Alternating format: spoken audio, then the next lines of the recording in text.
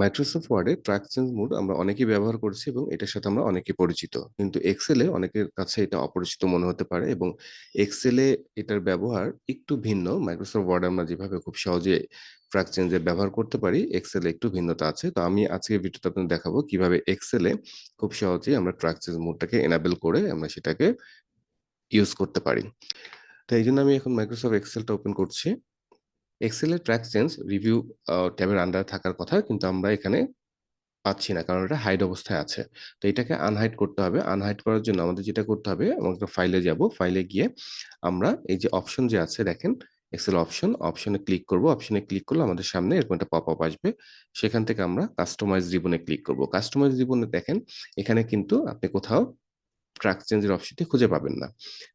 কারণ আমাদের এখানে এই যে উপরে একটু খেয়াল করেন, এখানে পপুলার কমান্ড আছে। আমরা পপুলার কমান্ডটাকে কি করব, অল কমান্ড সিলেক্ট করব। অল কমান্ড সিলেক্ট করলে আমাদের এখানে সমস্ত যত ধরনের কমান্ডস আছে এক্সেলে সব কমান্ডস এখানে ওপেন হয়ে যাবে। তো আমাদের কি করতে হবে, দেখেন আমরা এখান থেকে নিচে একটু স্ক্রল ডাউন করব। স্ক্রল ডাউন করে আমরা এই যে আমাদের ট্র্যাক চেঞ্জটা দেখেন, এখানে আমরা ট্র্যাক চেঞ্জটার উপরে একটা ক্লিক করব। ক্লিক করে আমরা অ্যাড এ ক্লিক করব। আচ্ছা, এখানে একটা এরর মেসেজ আসতেছে। আমাদের কি বলছে, আমাদের একটা কাস্টমার গ্রুপ করতে হবে। তো এটার জন্য আমরা রিভিউ ট্যাবের আন্ডারে আমরা এখানে দেখেন এই যে নিচে আছে গ্রুপ, আমরা একটা নিউ গ্রুপ করব। নিউ গ্রুপ করে আমরা এইখানে আমাদের ট্র্যাক চেঞ্জটাকে অ্যাড করে দিব।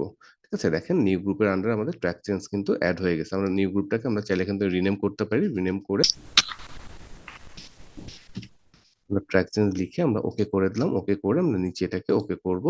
ওকে করলে দেখেন আমাদের যে আমরা এখন এক্সেলে আসছি। এক্সেলে আমাদের রিভিউ প্যানেল, এই রিভিউ প্যানেল নিচে যে ট্র্যাক চেঞ্জ অপশনটা এখানে আছে।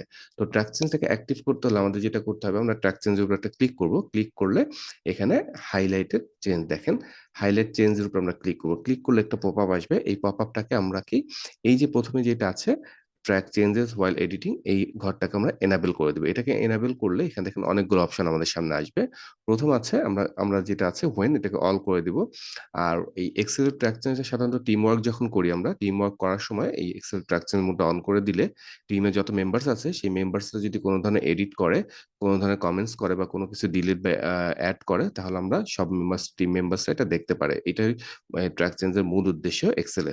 তা আমরা এখানে যদি হুক এখানে ক্লিক করে দেই, এখানে দেখেন এভরিওয়ান সিলেক্ট করা আছে। আপনি চাইলে ড্রপ ডাউন করে আপনি যত মেম্বার্স থাকবে এই এক্সেল শিটটা যেখানে শেয়ার করা থাকবে, সেখানে আমরা মেম্বার্স গুলোকে আমরা সিলেক্ট করে দিতে পারি এখান থেকে।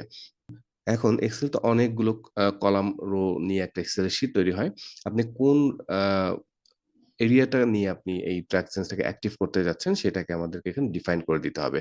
তো আমি যখন ওয়ারে ক্লিক করলাম, দেখেন ওয়ারে ক্লিক করে আমি চাচ্ছি এই যে সেল 1 দেখেন, আমি এখানে ক্লিক করে আমি চাচ্ছি এই এরিয়াটুকু নিয়ে, ধরেন আমার ওয়ার্ক এরিয়া এতটুকু, আমি এতটুকু সিলেক্ট করে দেব। এখানে সিলেক্ট করে দেখেন আমাকে পুরো সেলটাকে কিন্তু সেখানে নিয়ে নিয়েছে। কতটুকুর মধ্যে আমি এই ট্র্যাক চেঞ্জটাকে অ্যাক্টিভ করতে চাচ্ছি। এটা খুব ইম্পর্টেন্ট, সেটা আপনাদের করতে হবে।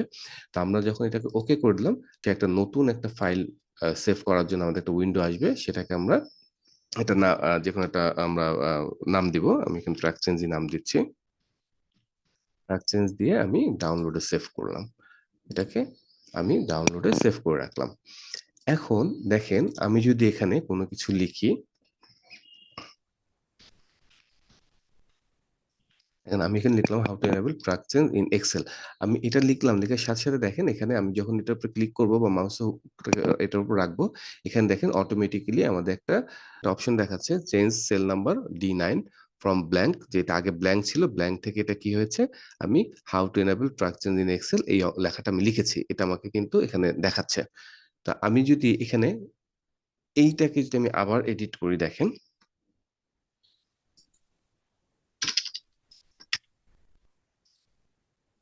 দেখেন এখন আমি যদি মাউসটাকে এখানে আনি, হুভার করি, তখন আমাকে কি দেখাচ্ছে, change cell B9 from how to enable track change in Excel to how to enable track change in. আমি এক্সেলটা কেটে দিয়েছি, যেটা আমাকে দেখাচ্ছে।